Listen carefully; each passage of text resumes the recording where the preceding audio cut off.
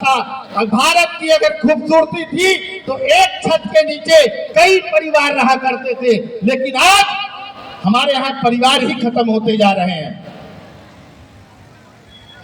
एक एक बच्चे सबके हो रहे हैं। कैसे हिंदू एकजुट होगा, कैसे हिंदुओं की संख्या बढ़ेगी? इसलिए देखो, जब तक पत्थर पहाड़ से जुड़ा रहता है तब तक वह सुरक्षित रहता है। जब तक ये पेड़ से पत्ते जुड़े हैं तब तक इसमें हरियाली है।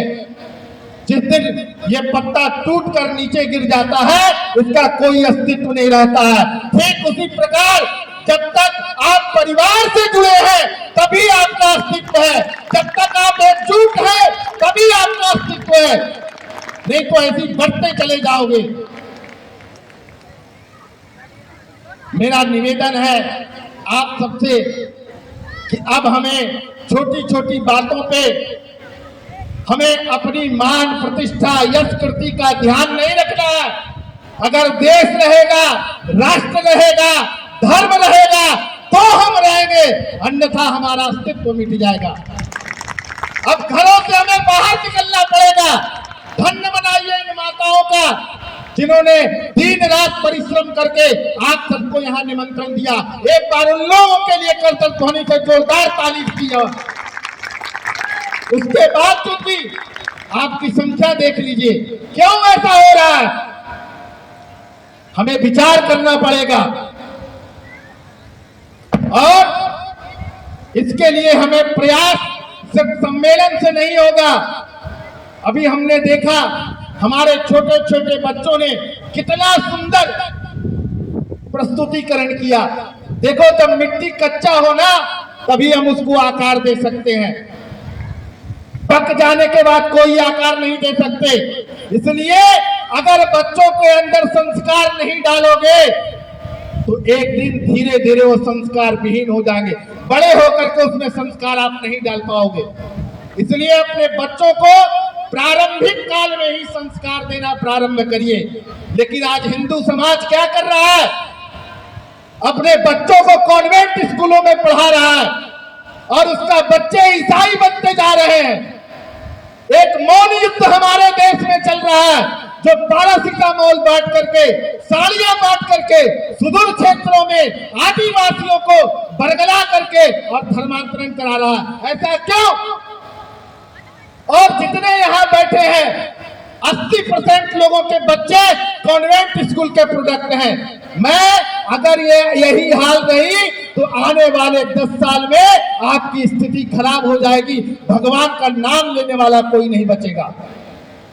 हाथ तालियां मत बजाइए। उनके यहाँ जाकर के देखिए, उनके यहाँ जहाँ धार्मिक स्थान होता है वहां मदरसे चलते हैं और आपके यहाँ जहाँ धार्मिक मंदिर है वहां पे धर्मशाला खोल करके व्यापार चलाया जा रहा है, जबकि वहां बच्चों को शिक्षा देने का काम है, संस्कार देने का काम है।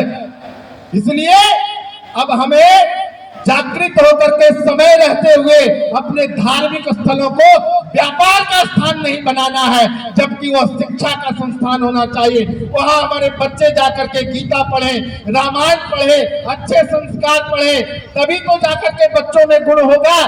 प्रातः काल उठ के रघुनाथा, माता पिता गुरु नावहि माता। कितने हैं जो आज अपने माता पिता का चरण स्पर्श करते हैं? उसका कारण हमारे बच्चे को जो शिक्षा मिल रही है वो सिर्फ नौकर बनने की शिक्षा मिल रही है। धीरे धीरे ज्ञान घटता जा रहा है। आज देख लीजिए सरस्वती शिशु मंदिर कितने खुले। आज हमारे जो बच्चे सरस्वती शिशु मंदिर में पढ़े हैं, आज देख लीजिए उनके अंदर कितना संस्कार है।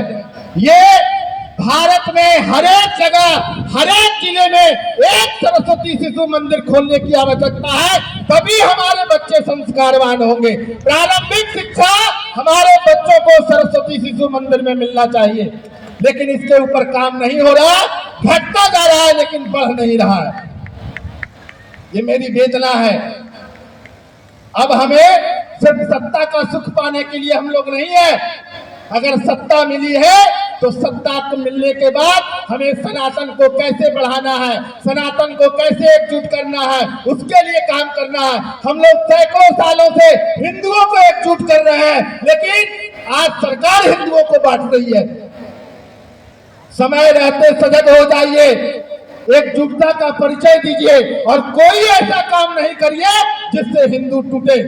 हम लोग दिन रात परिश्रम कर रहे हैं, उसके ऊपर पानी मत फेरिए।